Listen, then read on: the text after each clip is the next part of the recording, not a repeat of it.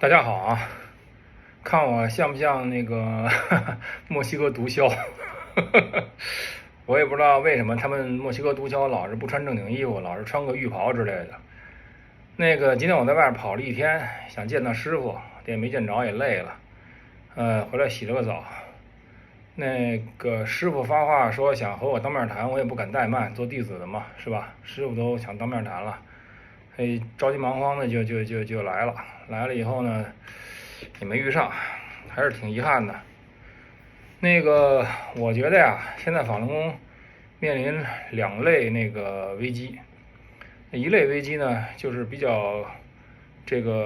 世俗层面比较迫切的一个危机，就是神韵的丑闻。这个时间呢发生的很长，而且呢就是受害者也比较多。需要就有关现在已经有的陈述呢，加以认真的去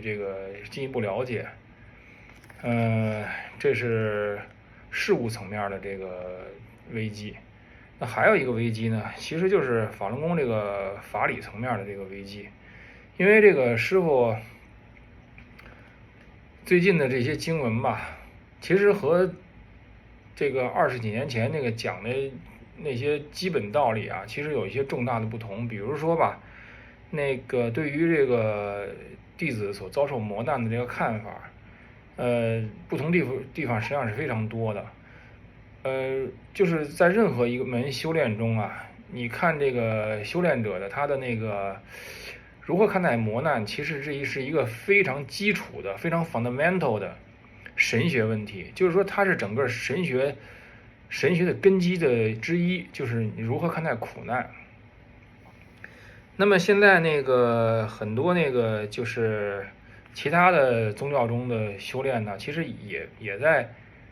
现在的时代面临着几千年以前人们问的同样的问题，就是人们得到好处或遭遇磨难，从这个修炼角度如何看。我听赛利什的讲座吧，基督教里边现在的带来有害影响的一种说法，就是所谓成功神学。成功神学基本就是这个基督教版的佛性化集，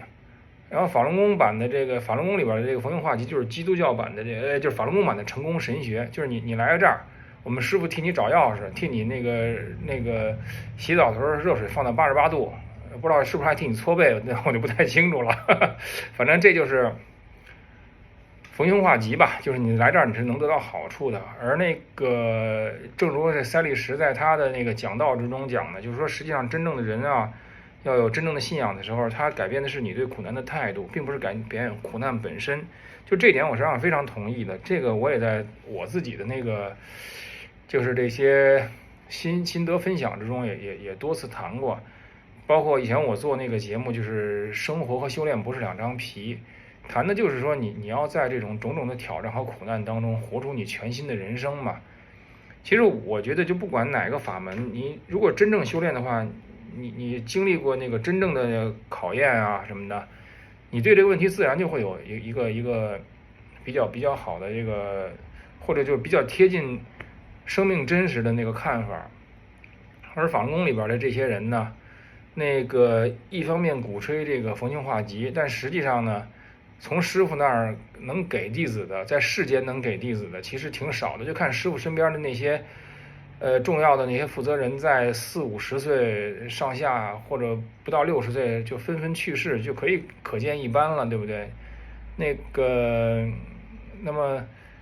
在这种情况下，就是你能给的好处有限的情况下呢，其实我觉得就是另外一个几乎必然出现的，就是对遭遇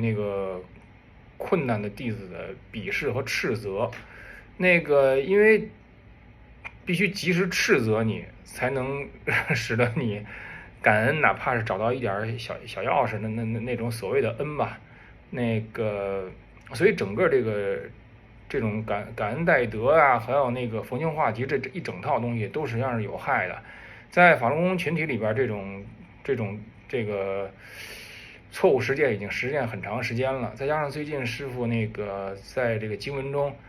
大谈就是说那个我不欠你的啊，是你们欠我的啊，翻来覆去这么说。我说能不能说的优雅一点啊？我天哪，让张太亮给润色。我不欠你的，就是你欠我的，师傅我救你还欠你的啦，什么什么，反正就这个，就是说，我认为这是动摇整个这个法理根基的一些说法吧，反正是。所以呢，就是说现在我们面临两种那个困难，一种困难呢就是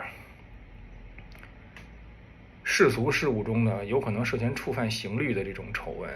那另外一种困难呢就是动摇整个修炼根基的这种师傅新的所谓经文，大量的叹号为特征吧，反正这回叹号密度稍微降低了一些，因为字儿多了，但是叹号的绝对数量增加了。在那个为什么救度人类里边有7个叹号，600多个字，7个叹号，现在呢是9个叹号。但是我仍然觉得师傅对叹号的这种喜爱是一种，就是说是一种，就是说喜欢吃盐容易带来高血压的那种嗜好。那行，那今天我的这个节目先到这儿，谢谢各位，我们下次再见。